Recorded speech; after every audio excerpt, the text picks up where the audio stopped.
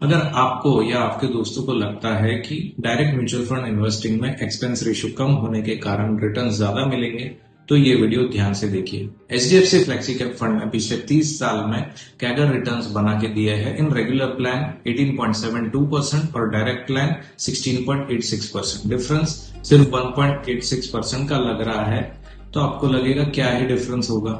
चलिए simple example देखते हैं कैलकुलेशन के साथ। 10,000 रुपए महीने की एसआईपी के हिसाब से 30 साल में आपका टोटल इन्वेस्टमेंट होता था 36 लाख। रेगुलर प्लान के हिसाब से 18.72% कैगर रिटर्न्स में आपका कॉर्पस बन जाता था 12 करोड़ का, और वही डायरेक्ट प्लान 16.86% रिटर्न्स के हिसाब से सिर्फ 8.2 करोड़। डिफरेंस लगभग 4 करोड़ का नुकसान। सिर्फ 1.86% का एनुअल डिफरेंस लॉन्ग टर्म में करोड़ों का नुकसान करके देता है, और यही समझने वाली बात है। यही रीजन है कि स्मार्ट इन्वेस्टर्स अक्सर रेगुलर प्लान चूज करते हैं, ना कि डायरेक्ट इन्वेस्टिंग।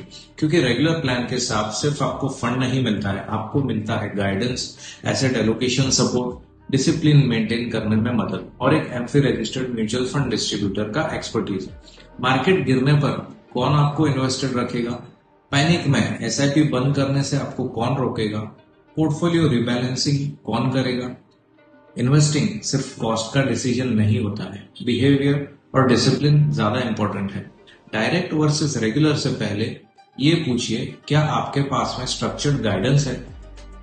ये सिर्फ इंफॉर्मेशन के लिए है, ये कोई बाय या सेल रिकमेंडेशन नहीं है। इन्वेस्ट करने से पहले अपने फाइनेंशियल गोल्स और रिस्क प्रोफाइल को हिसाब में रखते हुए ही डिसीजन लीजिए।